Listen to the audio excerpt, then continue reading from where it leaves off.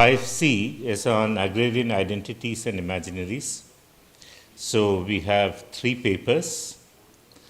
So I thought we'll take these papers in chronological order. So we could have Athmanathan Indrajith, who's going to present a paper on the effects of British policies on agriculture, the case of 19th century Madras presidency. Then we have Praveen Verma. His paper is on rethinking agrarian identity, colonial legacies, legal discourses, and the farmers' movement in post-colonial India. And the third paper is by Sakshi Gupta. It is entitled Shaping Food Futures Through Narratives, the Socio-Technical Imaginaries of Alternative Proteins in Japan. So I thought we'll take the first 2 papers, we'll take Athmanathan's and Praveen's paper first and then come to your paper, slightly different from the others.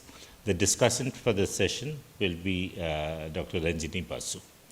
Okay, so 20 minutes for each of the speakers, 10 minutes for the discussant, and then we can have questions in the remaining time. Okay. So can we have Athmanathan? So we follow this, 15 minutes, I'll tell you.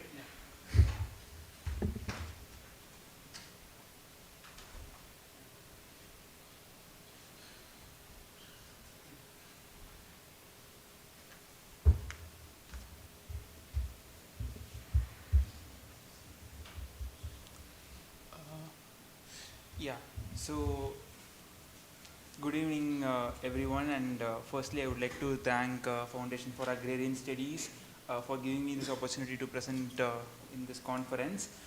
So before getting into the topic, I have to mention 2 things. One is this topic, though it's titled as effects of British policies on agriculture. So what I am trying to do here is to understand economic history and history of economic thought in parallel. So what I'll do is, so what I'll try to do is to compare how British administrators implemented policies of science and technology and how it worked in agricultural scenario in parallel with what were the newly upcoming economists, what we can call as the first generation economists of that time, the first generation quote unquote Indian economists of that time were proposing.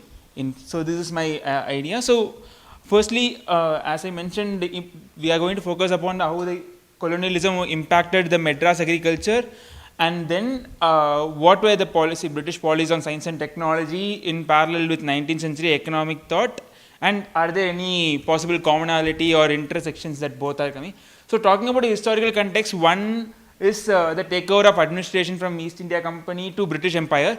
So though this takeover was fueled mostly by the commercial interests, and the local commercial groups had their own interests in Liverpool, Glasgow and everywhere. So these groups in these places, they mobilized the support and they played an active role in this takeover. On parallel, the maintaining of East India Company monopoly itself was a costly affair when it comes to for the British Empire, because they were giving a lot of state support and it was not financially feasible for them. So this is the first context. So we'll see whether this affected technology and science in that time. Second part that I want to mention is Slavery Abolition Act. So it took a very long time for British to understand that slavery in India is very different from slavery from other region. In 1840s and 1850s, they was discussing it and they brought the Slavery Abolition Act.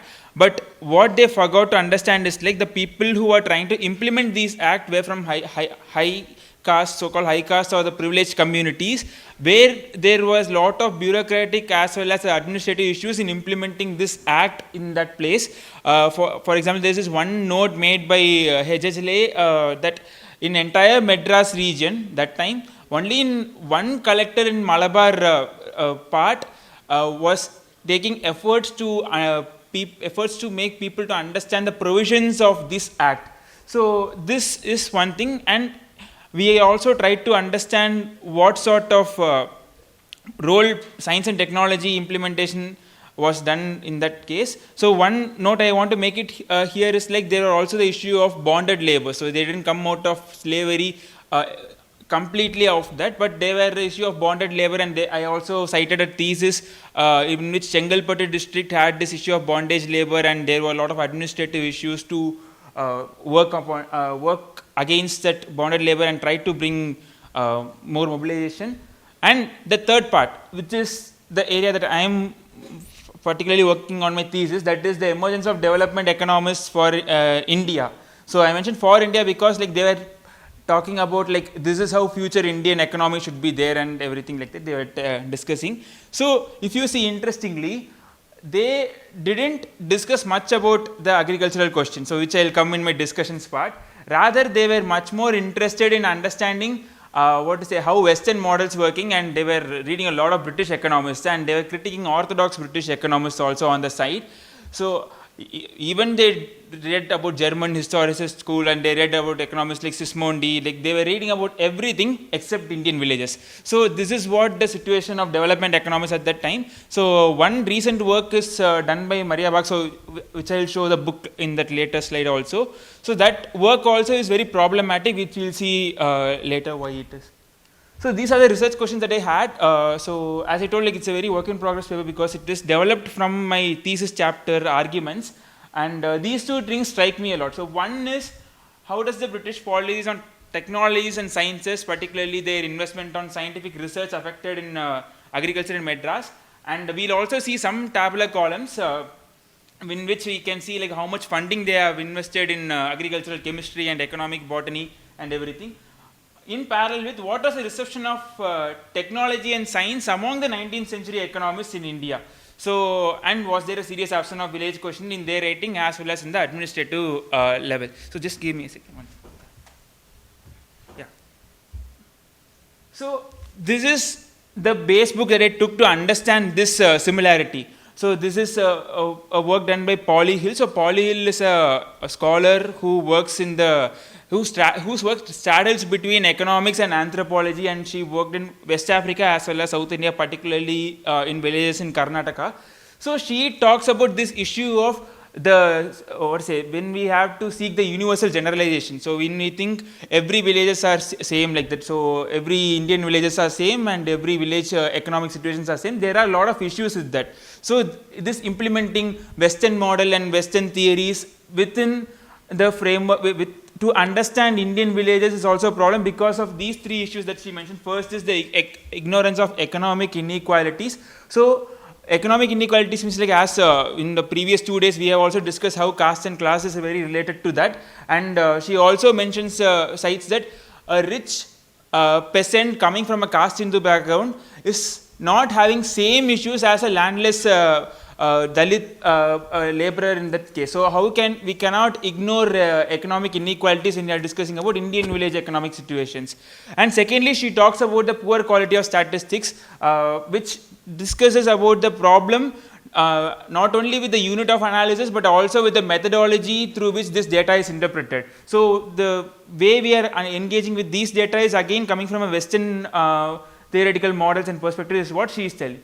So the third issue is the historicist fallacies, which again goes back to how we are engaging with this data from a historical sense.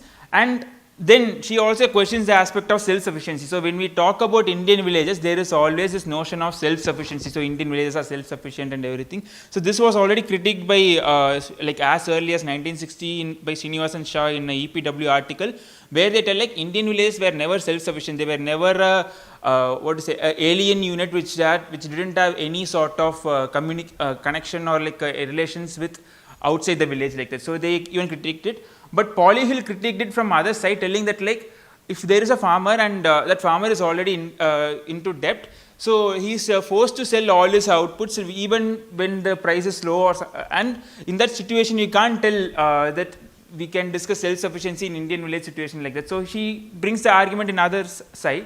So again, the different difficulties, logical and theoretical difficulties in distinguishing capital and income is also she mentioning, and there is this compartmentalism. So if you take a unit of village or a unit of household, you'll take it as a separate entity. So that is another problem that Polly Hill is mentioning. So you can't take it as a separate entity, even if it is a household or a village, everything is interconnected, particularly in rural tropical economies. Yeah, so these are the two discussion that I want to make. One is the introduction of Western science and technology, and second one is about the development economics of the 19th century. So moving much more further, so scholars like Neeladri Bhattacharya as well as Bhotakur and Singh, they mentioned about how this sort of drive, commercial drive was there towards adjusting the Indian agricultural development towards the economic necessities of Britain. So there is this one interesting word that Bhattacharya in his 10th chapter mentions, the idea of creating ideal agrarian space. So ideal agrarian space within the Indian scenarios. So that is also he critiques. So with this backdrop, I'll first go into this part. So this is the one interesting book that I used for this work. So it is talks about in the very opening itself, it talks about industrial revolution and colonialism and this agricultural change and everything. So this cannot be separately seen. So that's what the author tells, like this industrial revolution and colonialism cannot be considered as mere coincidence, because these are very interlinked and it happened consequently. So particularly talking about the telegraph system, railway system and communication system. So the this article written by Ghosh in this edited work, so she mentioned about how the way British focused on development of telegraph and communication and railways were much more focused upon the commercial interest. If you see telegraph, the rest of the things were allowed to private parties and private interests, but telegraph was completely state owned. So again there is a military drive towards it. And even in that case also, Madras was of less strategic interest. So what happened is many such investments went to research, scientific research into agricultural, into increasing agricultural production of the region and everything. But what sort of increase is again a big question. So railways and transfer of goods, like in this part I am trying to mention that not only they tried to mobilize the goods from the most remote villages towards the outskirts and towards the ports, but they were also trying to increase this mobility, and they were also like there was also a effect in the backspace which they didn't expect. There was an increased mobility of the people also. So this was also mentioned, and I also discussed cited the case of how rice, silk and muslins were exported from Tanjavur area to Nagapattinam port. Yeah, so this is the report. So this one interesting report is called F. Smith, this was written by F. Smith. So in this report, if you see, this talks about Madras agriculture in 1914, but the developments came from even before 20th century. So in that, if you see the thing I marked in red, so it tells how much amount they spent on giving the salaries of agriculture chemists and economic botanists. Not only this, there were also several instances where they were trying to fund a lot on agricultural science and research, particularly focusing on the commercial interest. So what I am trying to make a point here is like this commercially driven scientific research which was supported by British Times, and British were also very much interested in this part of commercially driven agricultural interest only. So again, the dam question also, people engage in differences. For example, Aditya Ramesh tells it in a perspective of how colonial military engineers played a major role, and Singh talks about the Eurocentrism in a dam. But interestingly, Tamil Nadu government recently published this book called Tamizhar Nidhi Nirbhagam, which was edited by Komagan. In that work, they very well praising the dams, telling that how dams played a major role in increasing the cultivation, and they also give a backdrop where people like Arthur Cotton, when he constructed Melanai or Kiranai and were doing some Aniket's works. So they mentioned this backdrop from which their commercial interests were driving towards the technological investment that they are doing in dams and everything. So these are the way that they engage in technology, and so there are some criticisms. At the same time, some sort of pricing was also there in the later literature, but this is the case. So this is a case that there was a commercially driven interest towards Madras Agriculture by the British administration. Now, sorry, the book was not clear. So the book title is Relocating Development Economists, the First Generation of Modern Indian Economists. So, this was happening in 19th century, and there was also people like Dadabhai Naoroji, Telang, Vacha, a lot of people were coming into the game, a lot of people coming into the history. And what they were discussing is something interesting, because again, if you see the social background that they are coming from, most of them are middle class men coming from Bombay, Calcutta and Madras. So Madras, there is only one person about whom I will discuss now.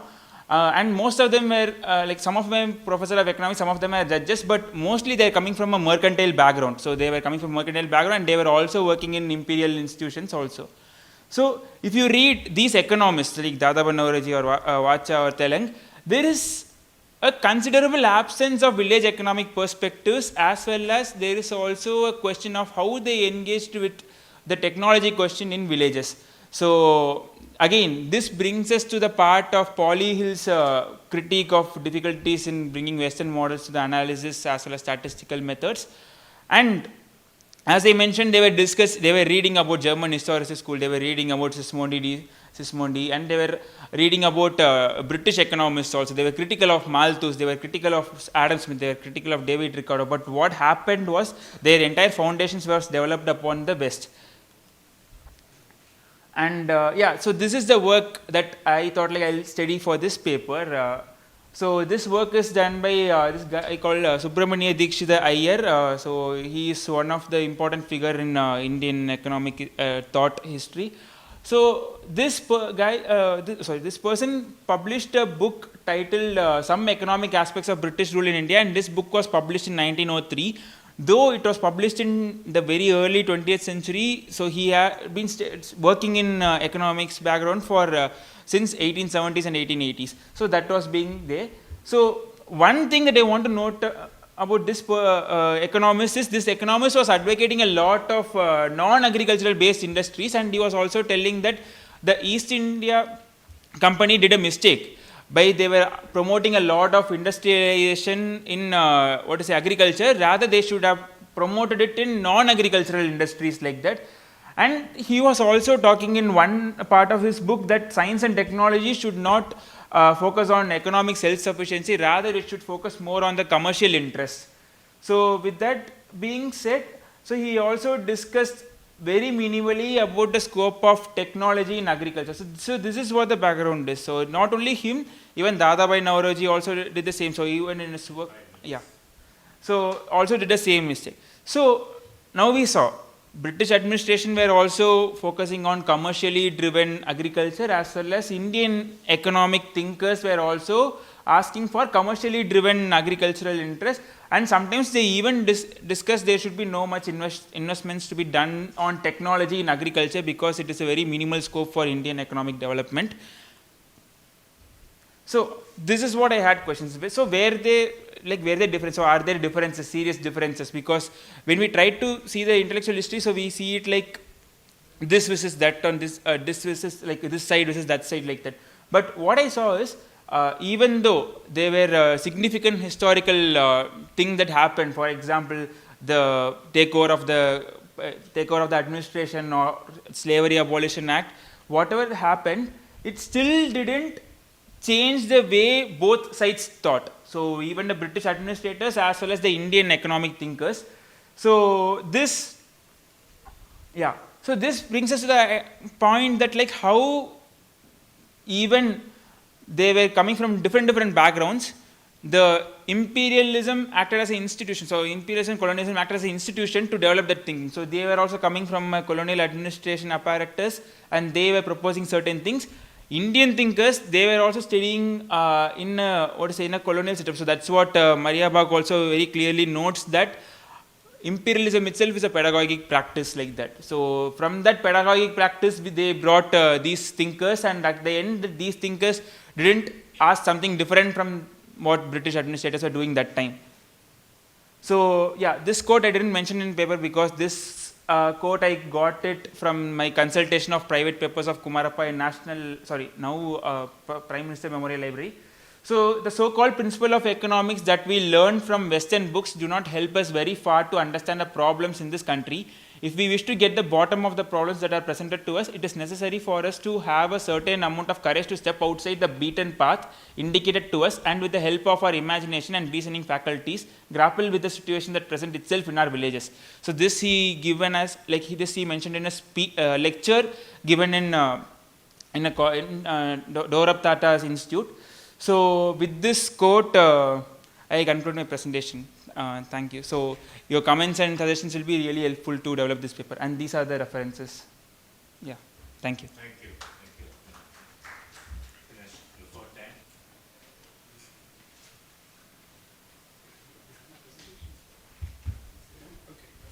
Okay. Praveen Verma. Praveen.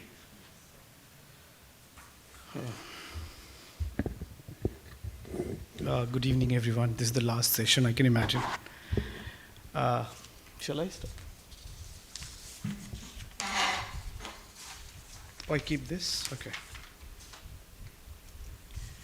So before I start my paper, I wanted to put it in a fora of the research which I do. So I study the larger fora of dominance in Punjab, undivided Punjab, while my more focus is on the Delhi, Haryana, Western Uttar Pradesh, and I traces that dominance in the different sphere: law, politics, agrarian economy, and recently in the physical culture. So the paper is situated in agriculture, agrarian fora, which has a very important implication in terms of everyday social life in the region.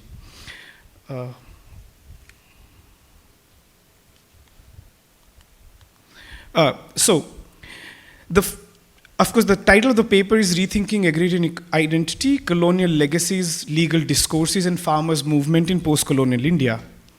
The 2021 farmers' movement in India reignited national debate about who counts as a farmer and what it means to inhabit the agrarian world in a neoliberal state. The repeal of the 3 farm laws was celebrated as a democratic victory, but beyond its policy outcome, the movement opened a deeper question. How have the identities and hierarchies that shape Indian agriculture has been historically constructed?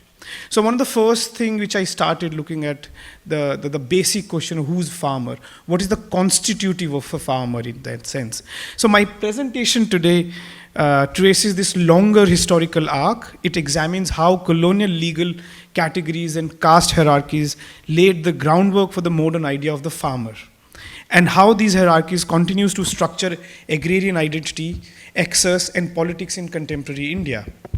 Rather than seeing the farmers' movement as an isolated protest, I approach it as a latest chapter in much older story. I'm a historian. One that began with colonial land laws, traveled through post-colonial reforms like Green Revolution, and resurfaces in the neoliberal present. In India, law has never merely regulated agriculture. It has produced the very categories through which agrarian life is understood. Colonial administrator sought to stabilize rural society by defining who could own land and who could not. The Punjab Land Alienation Act of 1900 was among the most consequential of these interventions. Framed as the protective measure to prevent peasant indebtedness, the act divided the population into something called agrarian tribe and the non-agrarian tribes. Caste groups such as the Jats were classified as agricultural, gaining exclusive rights to own and transfer land within their caste-defined society. What began as an economic regulation soon became a legal codification of caste. This act did more than preserve land. It recast social hierarchies into legal form. The colonial state treated caste as an administrative category, freezing dynamic social relations into fixed hierarchies. It produced what we might call a juridical caste system, one that tied property, productivity, and moral worth together. The agricultural caste or the tribe, they've used these terms interchangeably, thus became both a legal and moral category, symbolizing industriousness and virtue, while others were deemed unfit for landholding. This fusion of caste and legality created a template for agrarian citizenship that persisted long after independence. The 1900 Act was a part of broader epistemic project of colonial rule, a way of classifying Indian society through law and knowledge. Land settlement manuals, census reports, and ethnographies blurred the line between description and prescription. By conflating caste with occupation, the colonial state made society legible and governable. Terms like agricultural tribe, as I said, agricultural caste, were used interchangeably, revealing the imperial logic of control that treated village as the natural unit of governance and the peasant as the moral core of empire. The result was a new kind of subject, the peasant proprietor, whose loyalty could be cultivated through protection and whose identity could be fixed in law. In Punjab, I'm talking about undivided Punjab and the part of Western UP as well.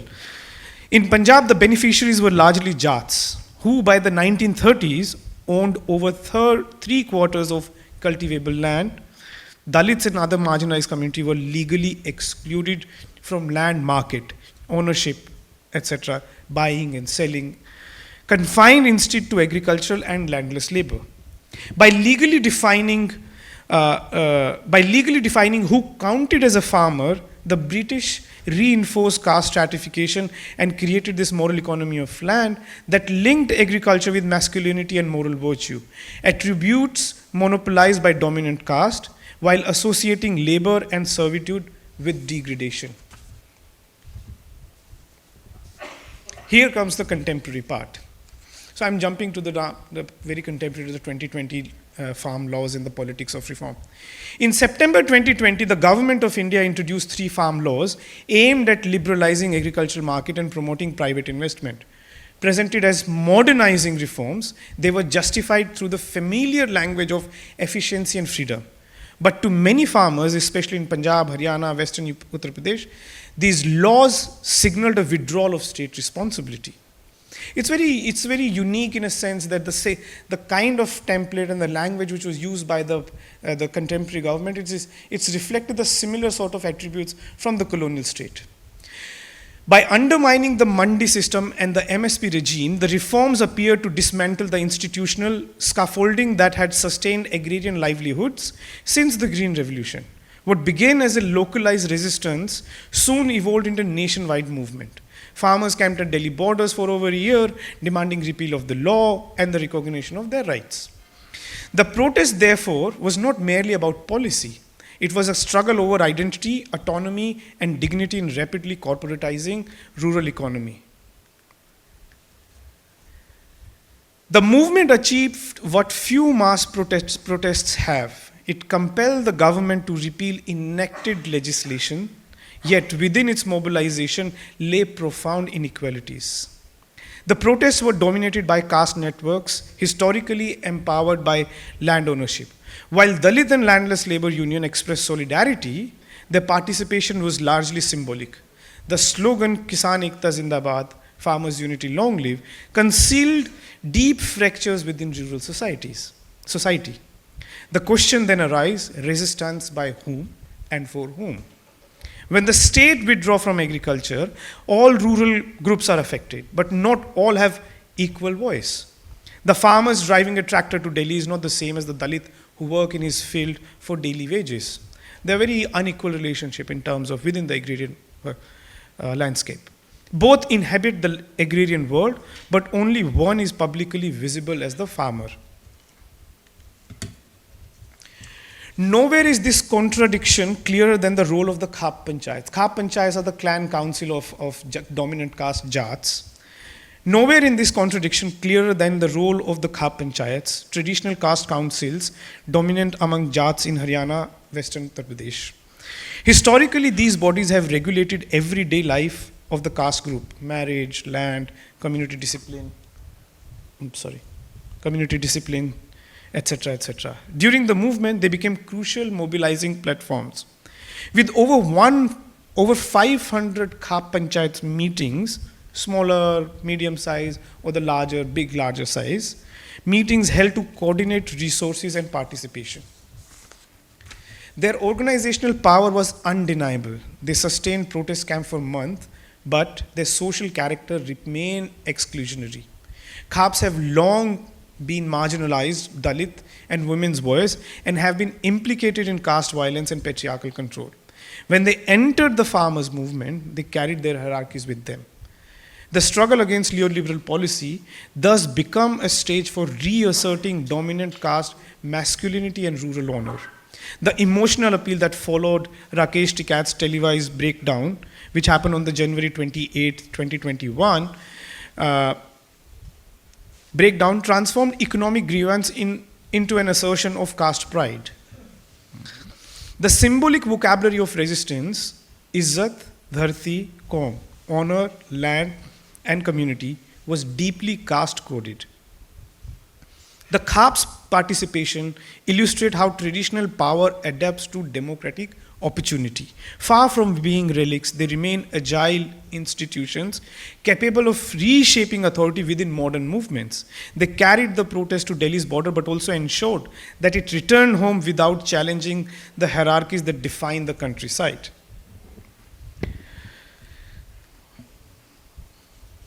The 2021 farmers' movement was both a discursive and a spatial transformation. Its idiom shifted from economics to identity and its geography from urban confrontation back to rural consolidation. After the 28th January incident, police crackdown, Tikat's emotional appeal became a turning point. What had been framed as an economic struggle now became a moral and cultural assertion.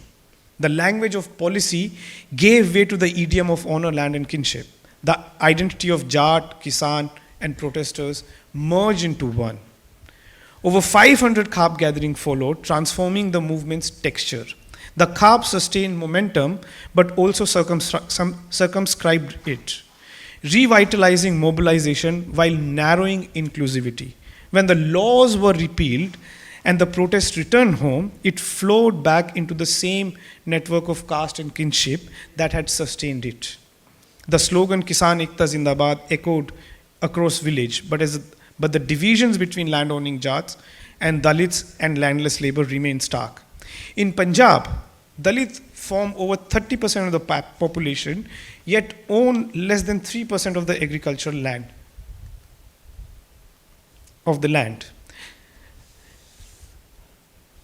In Haryana, even less, around 2%. The farmers remained implicitly male, landed, and dominant caste, while Dalit backward caste and women participation were marginalized from leadership. As Dr. Ambedkar warned, caste is not a division of labor but a division of laborer. The farmers' movement challenged neoliberal but not caste hierarchy, producing what we might call a dual exclusion. The state marginalized agrarian voices, while dominant caste suppressed subaltern ones within the movement itself. The farmers' movement was not only political in its content, it was spatial in its form. It carried rural resistance from the circuit of production to the circuits of power, from the field to the capital's border. The encampment at Singhu, Tikri, and Ghazipur became living geographies of protest, where the periphery surrounded the center. Hence, tractors and langars, community meal, turned Delhi outskirts into arenas of rural democracy. The countryside made itself visible, forcing the state to confront the margins.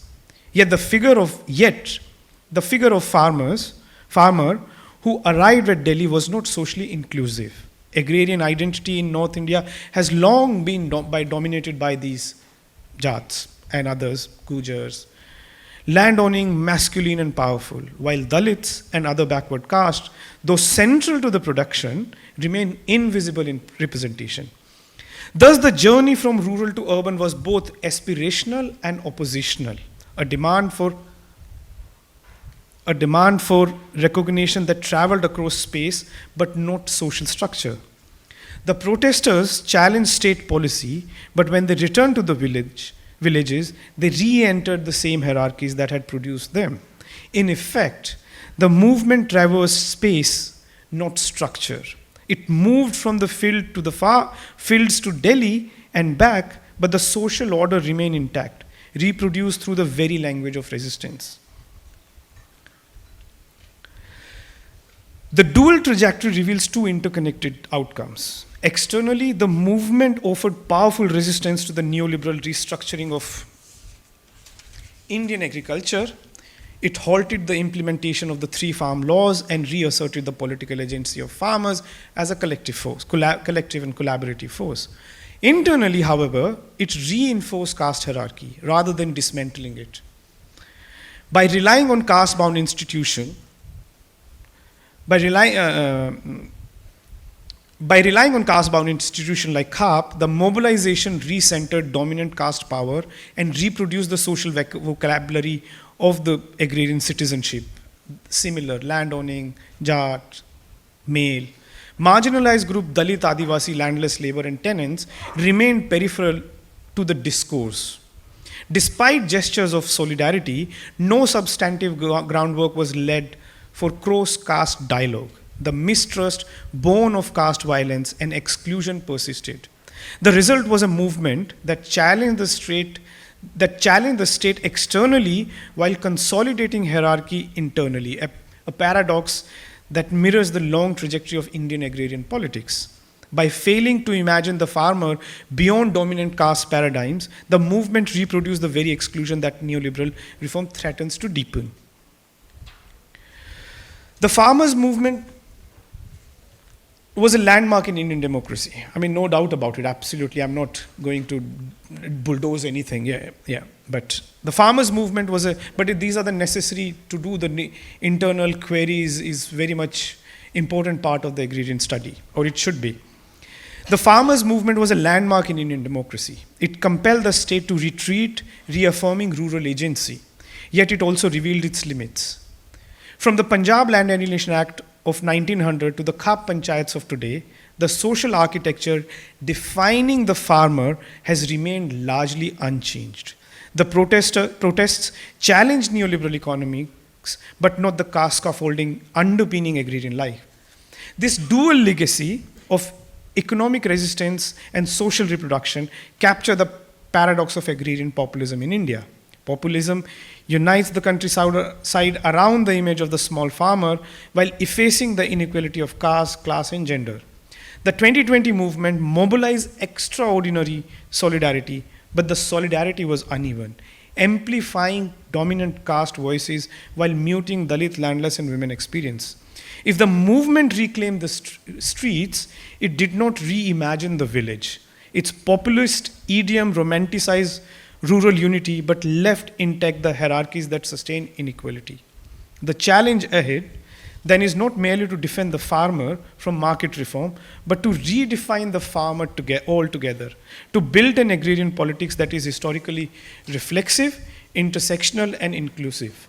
Confronting caste and patriarchy as directly as it confronts capital and the state. Only then can rural democracy move from the resistance to transformation. Thank you.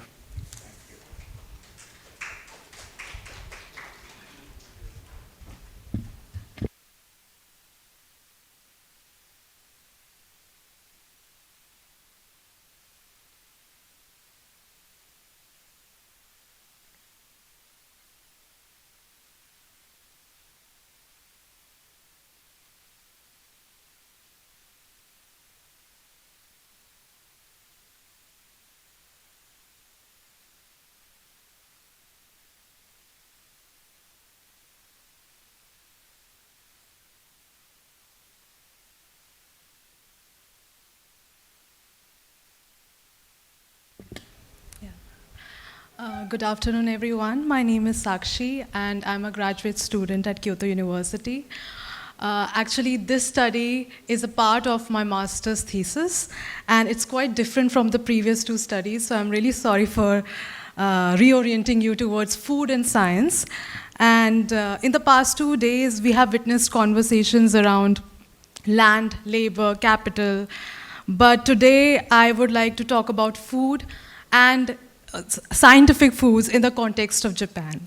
The title of my presentation is Shaping Food Futures Through Narratives, the Socio-Technical Imaginaries of Alternative Proteins in Japan.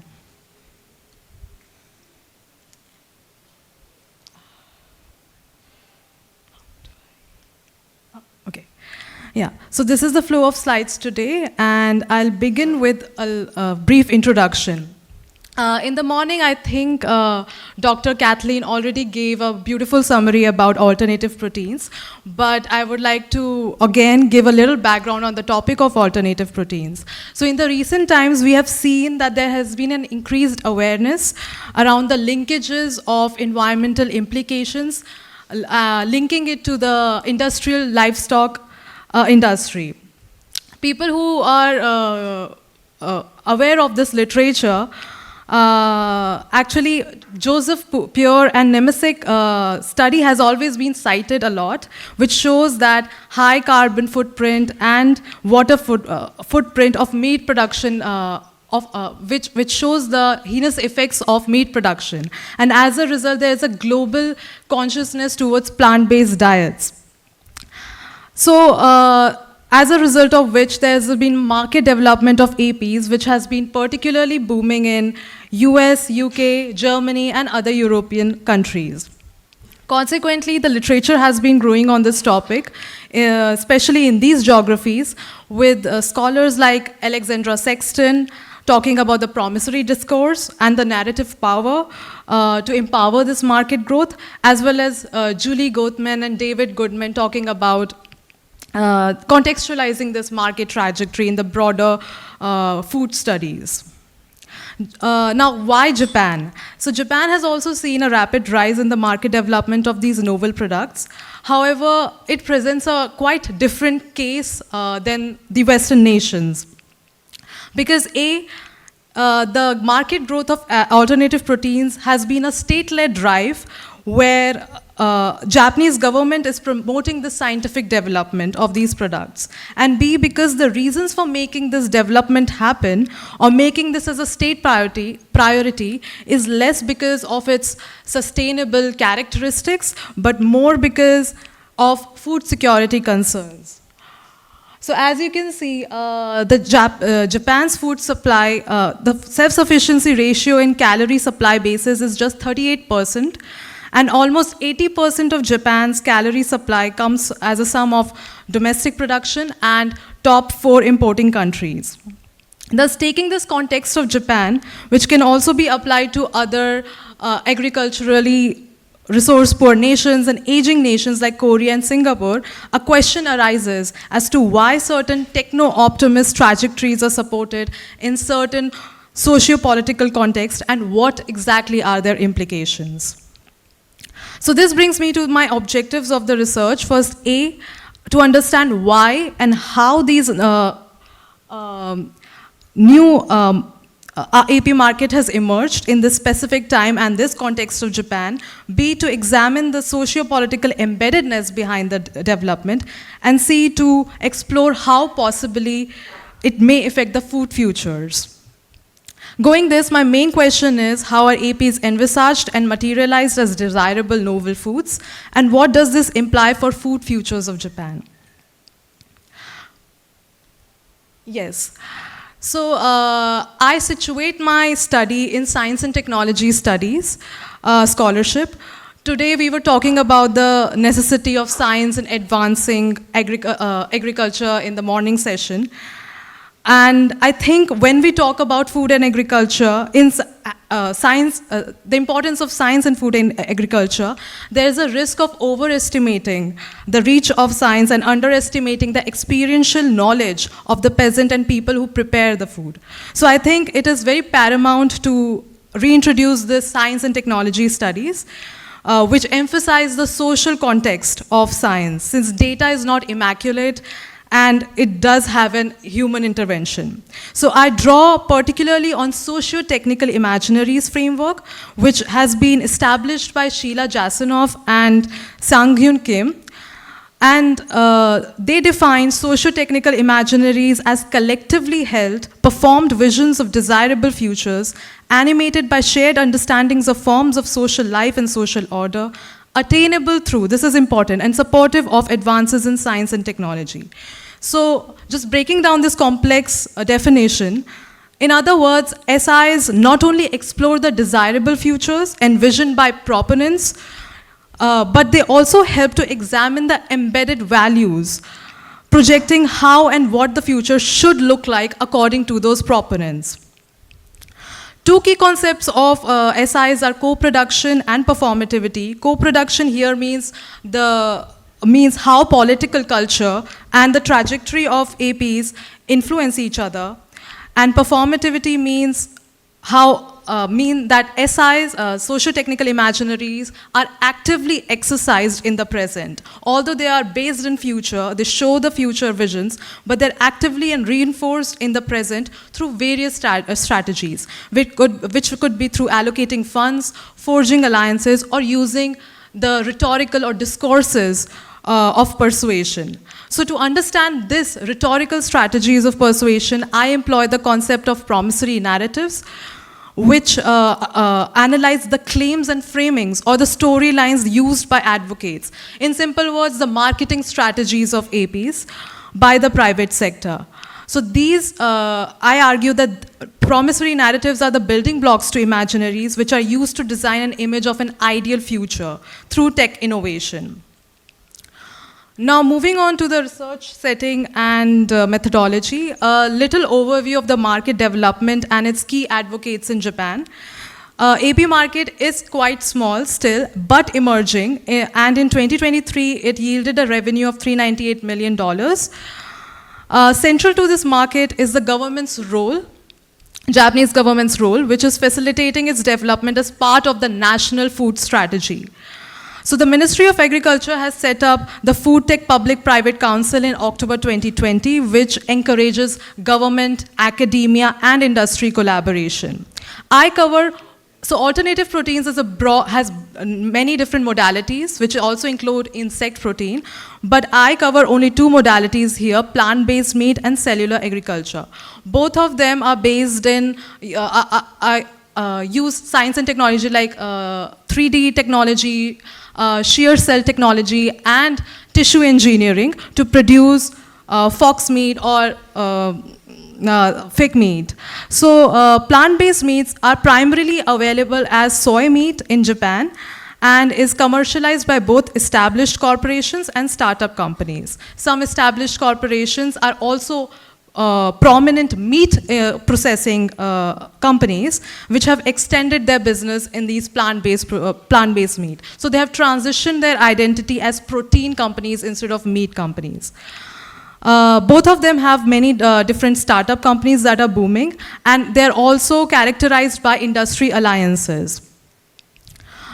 Now, coming on to my methodological approach, my study follows a qualitative approach. So in order to create and analyze the main marketing promissory narratives, I conducted a media analysis selecting 18 organizations where I focused on reports and websites for identifying the key framings used to popularize these products. This is then coupled with semi-structured interviews with industry stakeholders, which were recruited through purposive sampling and included organization members, company representatives, scientists, and Ministry of Agriculture officials.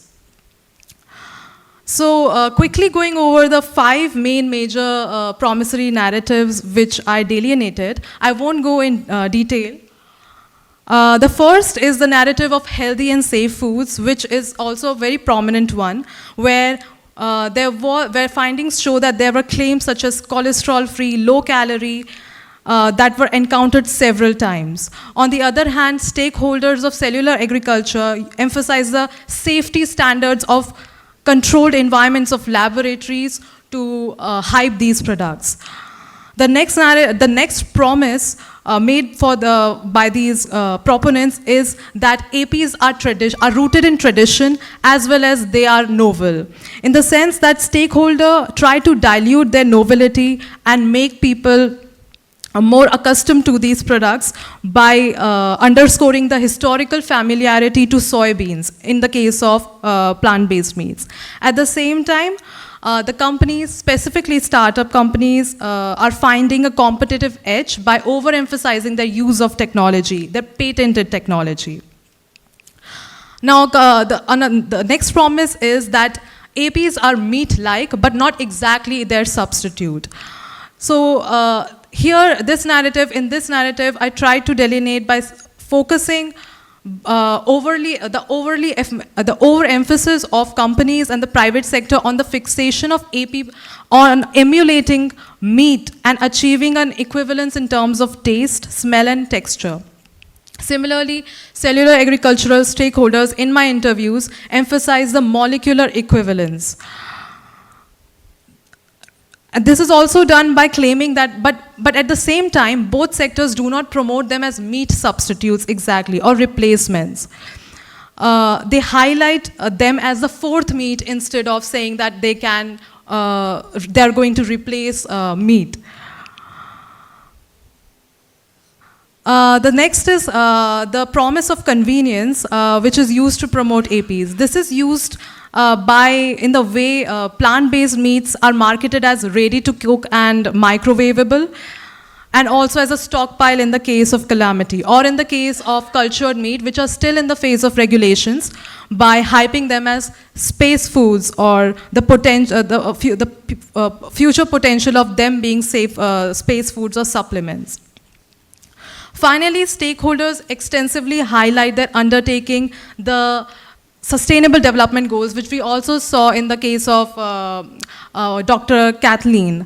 Sustainability is used like a blanket term for contributing to three major goals. First is climate goals of reducing GHGs, food insecurity, which she mentioned about, which is contextualized at the global scale of removing food insecurity in the world, and also at the national scale of creating a closed-loop production system. And the third is through amplifying environmental education through APs by introducing school course modules. Now, using these promissory narratives, I try to outline socio-technical imaginaries, or what does it actually mean or imply for the foodscapes of Japan.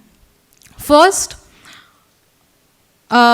using the narratives, the first imaginary that the proponents created was an imaginary of an isolated, fragmented agriculture sector at the backdrop of aging society. So Japan has a shrinking agriculture, and AP stakeholders use this framing of shrinking agriculture as a way to legitimize this market creation. However, the problem with this imaginary of shrinking agriculture, which requires an industrial transformation, actually depoliticizes this problem by just linking it to the aging problem of Japan. The stakeholders that I conversed with tried to link the problem of shrinking agriculture directly with aging population, and try to legitimize by saying that, oh, that's why we need the AP industry. However, when you straight away link it with the aging population, aging problem, it kind of overlooks the structural problems and ignores the historicity or the reason behind the shrinking agriculture in Japan, which was essentially created back in World War II when US and Japan signed their peace treaty, which made Japan almost completely dependent for agriculture on the US, and US has been the #1 importer for Japan. The second imaginary that I would like to talk about is an imaginary of an increasingly technocratic food system, which is marked by three essential elements. First is the corporate-controlled alternative protein landscape, where we can see both established and startup companies trying to create this market, which doesn't exist. Further, there's also a deeper involvement of large corporations, in the sense that they have their vastness, their resource access, their knowledge, that allows them to capture or also influence startups by being the major investors. Second element of this technocratic system is a highly specialized network, or the socio-technical alliances between the industries, government, and academia. The alternative protein landscape follows a triple helix model to facilitate collaborations.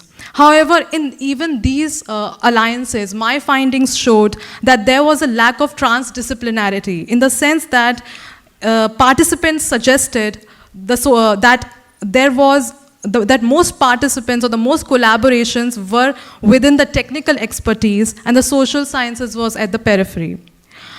The final element that reaffirms this imaginary is the rise of intellectual property in food and patented technologies. So Japan ranks second in the value of patents when it comes to AP industry, just after the US. And these IP induces closures and excludes end users or consumers from accessing food as commons. The third imaginary that I would like to discuss is how AP projects allows advocates to inscribe and reinforce certain visions of nationhood through the promotion of the technological project, which we also was also partly discussed by Dr. Kathleen, where she said that how China is probably becoming #1 in biotechnology, and there's a need for the US to grow. And this is the same sort of narrative that is being used by Japan, by the Japanese proponents, where APs allow advocates to reinforce this national ideology of a knowledge-based economy, which Japan is. And it reinforces a techno-nationalist model, where technological innovation has become synonymous with nationalism and economic and national security. Another way of inscribing and emboldening national identity is through the use of the ideology of Nihonjin-ron, which has been talked about multiple times in Japanese studies, or the idea of being uniqueness of being Japanese. So AP stakeholders often tug on this ideology to legitimize this market creation by saying that how Japanese people are more open-minded to innovation and they're curious to try new products, and they inherently shape this consumer opinion. Finally, the final fourth imaginary that I talk about suggests an imaginary of ethical consumption. By highlighting the environmental and health implications of livestock industry, which also at the same time suggest its poor resource to protein conversion, stakeholders often link the lack of consumer awareness on sustainable consumption in Japan. So they often blame that the limited growth of this market is because the consumers are not really aware. And they try to use APs as a model to facilitate environmental education and as part of their educational drives and awareness campaigns. So coming quickly on to the conclusion, by drawing these four socio-technical imaginaries, I like to say that these imaginaries not only create opportunities to realize APs within the Japanese food system, but also suggest what the implications can be for the food futures. They indicate a shrinking, isolated agriculture system, an industrialized agri-food sector using technology to produce food, and a possible rise in ethical consumption, all while strengthening the state-enforced understanding of Japanese identity. This study provides insights into the reasons for AP's introduction, but at the same time, socio-technical imaginaries also show, not only show the enabling, but also the disabling effects of narratives, which narratives that can restrict our ability to think about other alternatives. They limit our ability of alternative visions in response to technology, and as we can see that technology and science the response to technology and science has been overwhelmingly positive. So, and which can also constrain critical discourse and ignore social community-led innovations. So that's why I think a study like talking about socio-technical imaginaries highlight what can be the loopholes to just having a very positive attitude towards science and innovation. So thank you so much, and that's all for my presentation.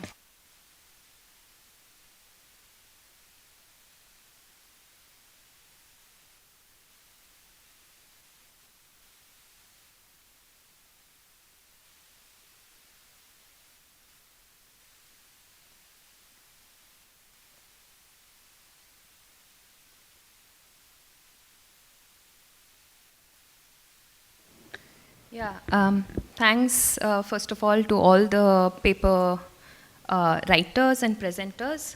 I really enjoyed reading them, and they were very intellectually stimulating to think about them. I'm talking from as a researcher of political economy, of agrarian political economy, who has been a student of history and also interested in agrarian mobilizations, right? So my comments are from those kind of lenses, right? So as we saw, the three presentations kind of took us through a long chronology and also long, widespread, the landscape of the geographies was very vast. But I felt that there was a connecting line between all the three presentations in terms of how this session was named as Agrarian Identities and Imaginaries. In that respect, I think Praveen's and Athmanathan's paper kind of connected the impact of colonial rule and policies and legislations on how identity formation of farmers, the pathways to agriculture, of agricultural development, and of agrarian relations. So their connection, how they made those connections with colonial policies. With Sakshi's paper, although she's talking of very futuristic things and discourses, in that respect also, there's drawing from a lot of debates which were based in history of Japanese nationalism, of an era where Japan was very dependent on imports completely. So drawing from those linkages and those also take us back to the World War, to the, to the colonial past, Japan as a colonial power itself, right? So I feel that that is perhaps the connecting lines between the three presentations. Now I would go to some specific comments for each of the papers, because although there's a connecting line, the themes that all the papers have kind of dealt with are very different, right? So I'll also move forward. So I'll start from Athmanathan's paper. So I felt that there was imposition of, like, you were trying to impose a decolonization kind of framework to understand the emergence of economic thought and placing agrarian science and technology within that, right? Now, I have a problem with that, right? If you do that, I think you are only taking a snapshot of the economic development of thinking, economic thinking at one point of time, right? Dadabhai Naroji, early stages of nationalist thought. But if we move forwards, and you have to connect that to the development of the politics of nationalism, right? The integration of, how politics was getting integrated into the nationalist movement.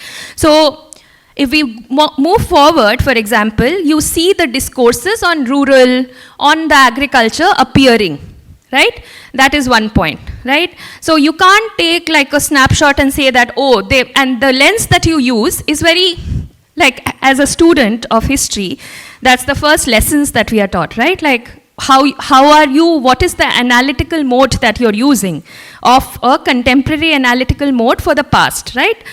So you have to be aware of that, right? And as we move along the development of economic thought in the nationalist movement, we see the emergence of, mass politics, Gandhi coming, how the rural politics as major arena of mobilizations also appearing, right? Now, another major point that I had to make was that you have a critique of the science and development, right? So you have to differentiate between the motivations that was driving, right? The motivations could have been the commercialization of agriculture, but that actually led to also the development of productive forces in the colonies, right? And for this, I think Sandeepan is here in this room. He's worked on history of colonial, of science in colonial India, and there's been some, discussions on that. I think you should follow that too, right? So these were the main 2 points that I had for you. Now coming to Praveen, right? Praveen, because I have kind of followed the farmers' movement and some thoughts around that. Firstly, are we not putting too much strain on the farmers' movement as a transformative kind of moment, right? It was a moment. It was the farm laws presented with a moment and a time, which presented, for different sections to come together, different agrarian sections, and even urban, sections to come together, right? So, isn't the starting point of your kind of deliberation of looking at farm laws as, this huge moment of transformation of rural India, is to stretched for its own purpose, right? That is one. The other thing is that, your point about dominance and the Dalits and agriculture workers being sidelined is well taken, right?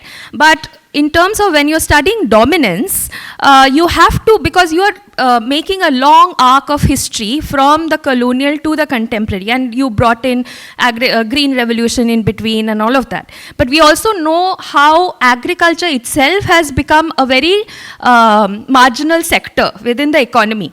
So, the place of agriculture is also not the same. You make arguments about agrarian populism, right? Of the 1970s, 60s, the big farmers movement. The arcs that you can draw is not, you cannot kind of not take into account how agriculture is, the role of agriculture has also changed, right? Also the fact that, you talk about consolidation of the dominant caste, right, of the Jats. Now, I don't know, my reading of Haryana, specifically, of as compared to the other two states of Uttar Pradesh and Punjab, there was a lot of fractures. Even within the, the OBC, so there was a fracture between the Gujars and the Jats, and that also kind of had a kind of outcome in the elections also we saw electorally, right? So the thing that of course, it showed up that way in the mobilizations perhaps, but on ground perhaps this dominance was not well formed, or there were fissures which you might want to explore also, right? And the last point that I wanted to make about this thing, because you are a historian and you work on legislations, on the law, colonial legislations, right? So you have just picked up the Land Alienation Act, which kind of alienated these Dalits from owning land. But why don't you also, there was so much, use of symbolism around Choturam and the legislations that he brought, and the whole discourses. So that's also use of the identity of the Jat or the cultivator, proprietor that you were mentioning, right? So that's also counter to the colonial framing of that of the identity, right? So I would have liked to see more of that kind of the historical lens towards looking at these legislations and use of that, how it was used in the framings, rather than that long arc which kind of takes away a lot of the details, right? And to Sakshi, the only very quick 2 points that I have is that the first point, the entry point that you make about livestock being a big emission kind of sector for climate change, right? I think you have to be very critical about that too, because who is framing that? There's a lot of discourse between the developing countries and the developed countries around that, right? Because that's something that is being resisted by developing countries like India, where we have cattle, populations, the herd sizes are not that big, and it's basically small holders, right? So you have to be critical with that too. The next point is, because I'm not very, I've not read too much in the kind of study that you presented, but there seems to be an assumption that capitalism will not have the same motivations of profit for a futuristic projection, right? The narratives that you presented, the imageries and the promissory narratives that you presented, are actually also acting within the capitalist system, right? And the motivation is to profit from the conditions, right? And that is why this is how they will present. So this alternative that you are saying, because it's the imageries or whatever is coming from the context of capitalism, growth of capitalism, which capital is trying to find avenues for making profits, right? So that motivation, I think, should appear somewhere. And also the difference between funding of research and the research or science itself, per se. That difference, you make the point about private biotech companies coming in, and they are investing and collaborating with universities. That's also because public investment in science has kind of reduced across the world, right? So that distinction also has to appear of the science per se, of what we heard in the plenary today, and the use of it, or who is using it, what use it is put to. Yeah, sorry, yeah. That's it.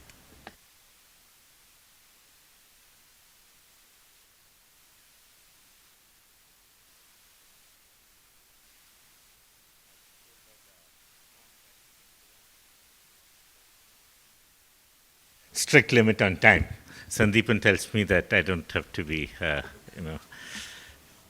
So I have, so using this as an excuse, let me quickly comment on especially the first two papers. Athmanathan's, I think you have been influenced a bit by this decolonial bit, right? So even if you are, you talked about Dadabhai Naoroji and Telang and so on. You left out R.C. Dutt, who was writing, R.C. Dutt wrote about the Indian village, okay. And when Dadabhai Naoroji is writing, he's talking about a very, very crucial aspect of imperialist domination, which was the unilateral transfer of wealth from India, called the drain. So these are all what we learn in college, right? So I don't think you should be so harsh on them. And the second thing is, then you said you're going to talk about the impact on agriculture in Madras, which you did not. Okay, so you should have done that. That was one of the objectives. Then there's something about historical fallacy, which I did not understand. What is the historical... Oh, yes, that they didn't discuss the Indian village. Right. So they don't have to discuss everything. But Naoroji made a huge, huge contribution at that time. He wasn't a revolutionary or anything, but he saw through that. So the same, we shouldn't expect everything from everybody, and that's the problem, as Ranjini said about your paper. This wasn't we were all very happy when we saw the farmers' movement, but that wasn't a revolutionary movement. They had limited demands. So why would you expect a worker strike or a farmers' movement or any movement to change society? It might, but I don't think that can be a major critique of this movement. Yes, it was a limit, of course, we all recognize that. The second thing is, this connection with history was a bit unclear, because you start with the Punjab land laws of the Land Alienation Act. But if you want to go, you can go even farther back. You can go to Maine, Henry Maine, and the conception of the village, right? Metcalfe, Maine. So, but even whether we can go on naming people, Metcalfe, Maine, Baden-Powell, and so on and so forth, but that doesn't help in making the argument any stronger. You have this, you have to show how this idea, traverses across 2 centuries or so. Without that, it is not history. That is one of the critiques of Ranajit Guha, when he talks about the permanent settlement and the various influences on the permanent settlement, or for that matter, the other guy on Eric Stokes on utilitarianism. Unless the historian is able to show the connection between the two, you can have the coincidence of two, but the connection has to be established. So in both cases, we need historical evidence which was absent. The third is this chapter, and I agree with Ranjini's suggestions that you have to, ground this in capitalism. Yes, we have this very exciting technology coming, very disruptive, all that. But we cannot lose sight of the system in which these changes are taking place and the general, axis of, change under the system as we have seen it in the past. So it's open to questions. Yes, Sandeep. Thank you. Actually, I don't think the questions will add anything much after Ranjini's comments and Dr. Ravindran's comments. Nevertheless, this is the only session that I could attend in full, so I thought maybe I should go ahead and answer. So, see, first is Athmanathan. I'm just looking at the correct pronunciation of your name. Okay, so I'm excited because this is very close to what I was doing, particularly in my MPhil before PhD. But then I could not, I had other things to cover. But I was very surprised that you ended your presentation with Kumara.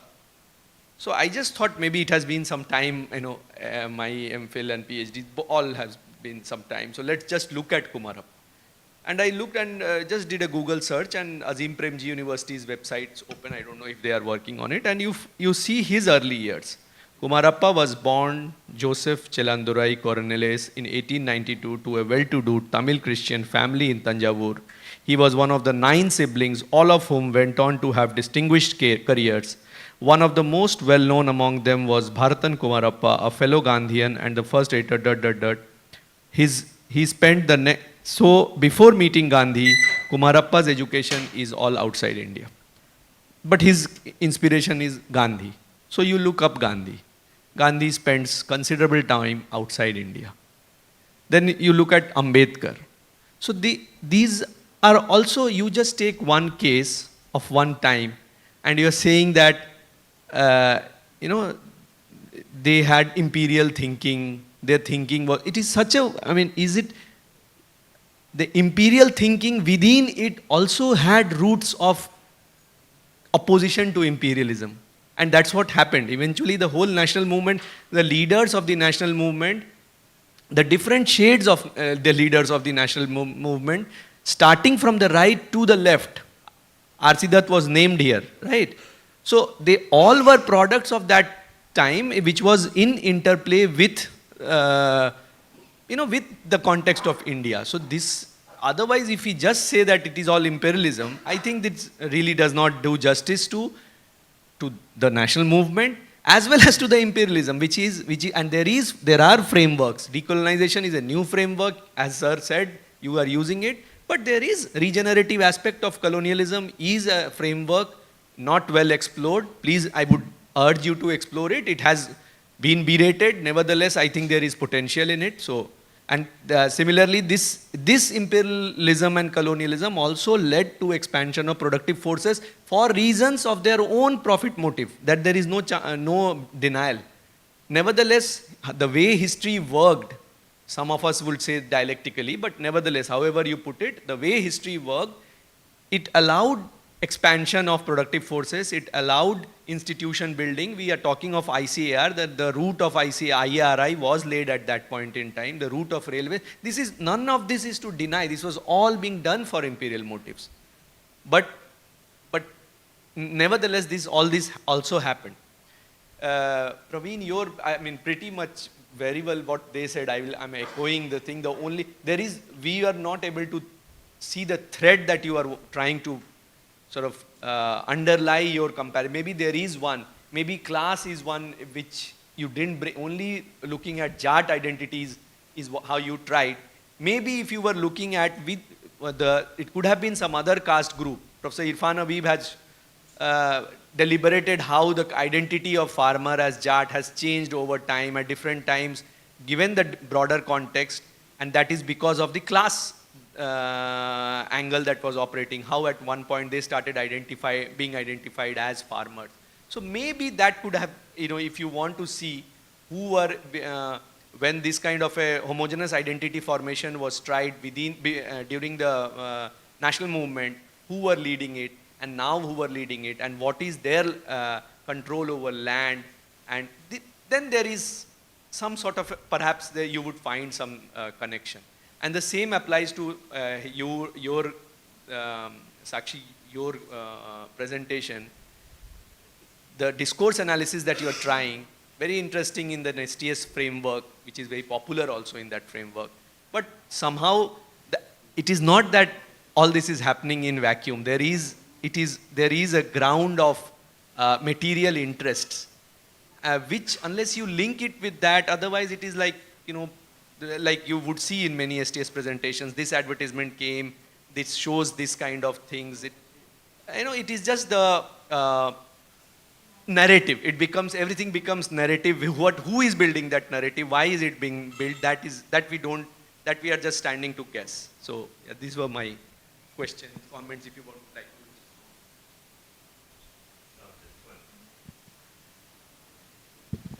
Thank you for all the presentations. I just have a minor point to raise with Sakshi. Like, I was just interested in why this is happening in certain agricultural products, and probably agricultural shrinking in Japan.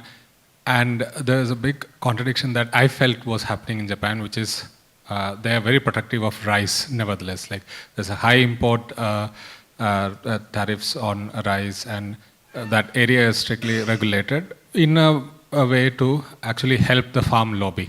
So I thought this is sort of like, there is some tension probably there, and if the moment it gets into connecting these, there will be some implosion within the community. It doesn't work the same way. The state cannot promote an alternative rice the way that they are promoting alternative protein. So probably that story is fully, I don't know whether it is fully, fleshed out, or probably something else that could be looked into. Yeah, so that's one thing that I just wanted to raise. Thank you.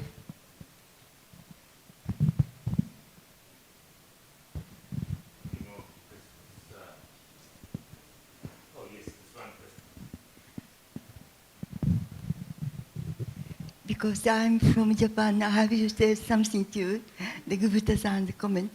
I fully agree with Ranjini's comment. And the context of this alternative protein is, the one thing is, for the government, food security is a problem. But for the companies, their primary interest in profit making and the commercial activity. So this is the arena where discourses are established. So people say that, oh yes, this technology is good for Japan, etc. This is a kind of obligatory comment, because for the most university people and industry, as well as the commercial companies, to get some subsidies from the government, the initial stage is very important. So the most of the researchers say, yes, our new technology is very useful for food security and something, if you interview them. So this is the context. And so I, as the ordinary Japanese, I feel that your interpretation is slightly over interpretation thing, And so first you analyze who is the consumer. This product is not say primarily meant for the consumer. It's going to food processing company as a part of their, say, for instance, they mix something to make say their product, etc. So safetiness and easy to be stored, easy to be, say, processed in another form. These practical thing is very important. So please see the overall arena, where discourses are grown. This is my comment. Indian. It is very close to what we are told today about Bharatiya culture. You see, this Indian was actually a reification. Came with us. A lot of things which are Bharatiya for us today are very are colonial constructs. So you have to be a bit, mindful of the way these constructs come up. Yes, who would like to go? Yeah, so thanks for the comments, Anjani and Sir Gopinath sir and Sandeepan sir. So, yeah, starting with that, RC that I didn't take, but so my purpose was not to compare all the thinkers, but what I was trying to do is just to mark that absence. But again, as you mentioned, it's not necessary for all the thinkers to address every question at that time. So I was trying to understand this, the way they similarly argued a lot of things. For example, drain theory was also argued by Kumarappa in a different way. When he comes later, he comes with his master's thesis, public finance and poverty. It's very similar argument that he puts forth. So, yeah, so I'll try not to be so harsh on those thinkers. And and with regard to the title, I think, that there is a slight problem with the way I titled the presentation. So my argument was mostly on this similarity between the both. And definitely, Sandeepan, so I'll look about this regenerative aspect of colonialism and framework. So I'll also discuss with you later about how we can take it forward. Yeah, so that's the thing I want to tell you.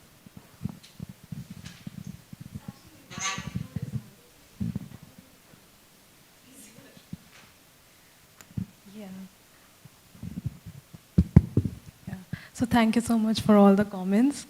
I do see the point that everybody made about that I'm not really linking it to the broader theory of capitalism, and I do agree with that. The reason I actually did not talk much about the profit making or the reasons behind this market creation was because there has been previous very good studies, and recently being by Julie Guthman, who talked about how this market creation is just for the profits, and they kind of link it using these narratives. And she was talking about these market, why in the first place this market is being created. So she roots it as just a business opportunity for the private sector in the Silicon Valley. And she discusses these three concepts she brings up, like techno-fix, solutionist pathways, and the will to improve, which ignore the complex political structural problems that are very context specific. And I think maybe that's why I kind of ignored that part to include in my study. And as Fumiko-san also said, that I almost over-interpreted my socio-technical imaginary. So I will definitely keep that in mind and in further studies. Thank you so much. You did mention it, but you didn't elaborate. Yeah. You did mention it. But in the paper, it doesn't come to Yeah, I mean, thank you, Gopi, thank you, Ranjini, for the comments. I mean, it's Some of the things which you mentioned are there, might not be implicitly like there chart out, but let me see the 4 or 5 kind of comments I think all of you made, particularly Ranjani and then Gopi and then Sandeepan. So one of the first things is that am I putting too much strain on the farmers' movement? I look at the history of dominance. So in a way the question is yes, because in order to understand the agrarian into the social structure, this movement played a significant role in terms of the reapplying the dominance in that region. Why I'm saying that? Absolutely to look at the history of dominance and from 1901, which I'll also come to that why I'm missing in between so many things. The fight for dominance in this region for last, I think 60, 70, 80 years, till from the 50s onwards, in post-47 era, Jats particularly have been felt betrayed by the state. Like we were privileged enough during the colonial period, and the 47 came, and particularly 50. When the Hindu Code Bill came, that was the first attack on their privilege. So if you see that they have lost 3 big fights in their lifespan of the privilege or the dominance of community. The ban on Sagotra marriage, they wanted to put it even till today, they are fighting in the court to ban Sagotra marriage it should be part of the constitution. I mean, they are not winning. Second thing came the OBC status. That is also not a new thing. They have been fighting, All India Jat Mahasabha have been having those pamphlets from 1901 onwards. 1901 was the time when the Punjab Land Alienation Act came and they became privileged. Even from there, they're asking for that. This was the third one, which was for them. If you see the landscape, absolutely, you have been there in Haryana and Western UP and Punjab. There was a sense, not only among the Khap Panchayat, but in the community, the sense of now or never.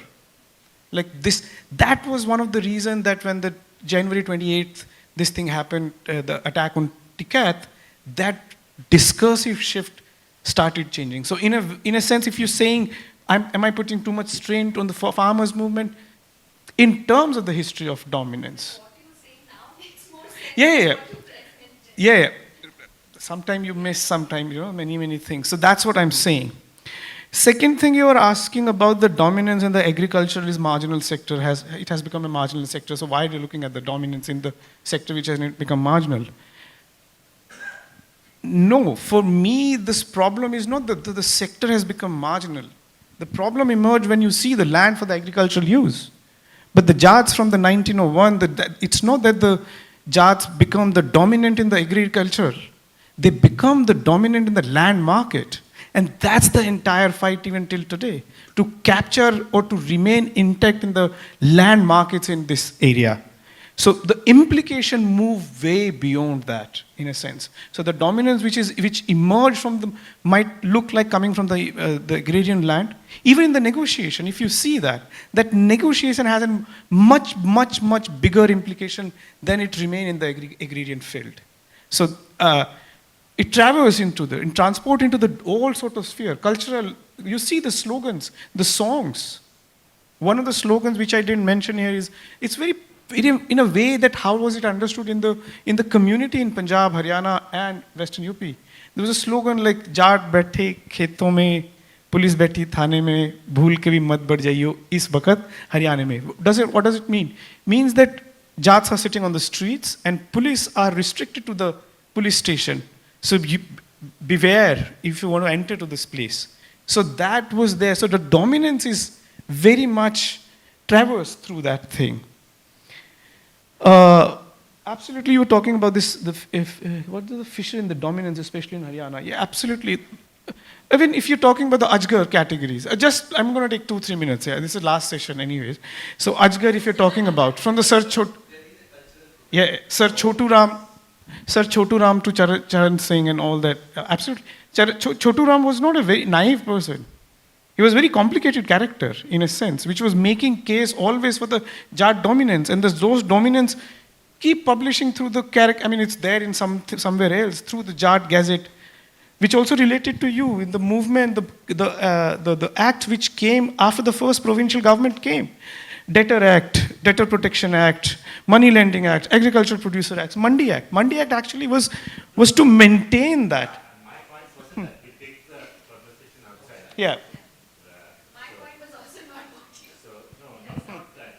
No, yeah, it might not be the sequentially in the paper. It's a good point that I will relook through these lenses which you said. It might be clear in my mind, but it might not be so visible for somebody who's not reading that paper. But I'm saying that arc was there. That dominance, the persistent dominance was there, and the field of betrayal, which was an attack from 50s, that was big thing here.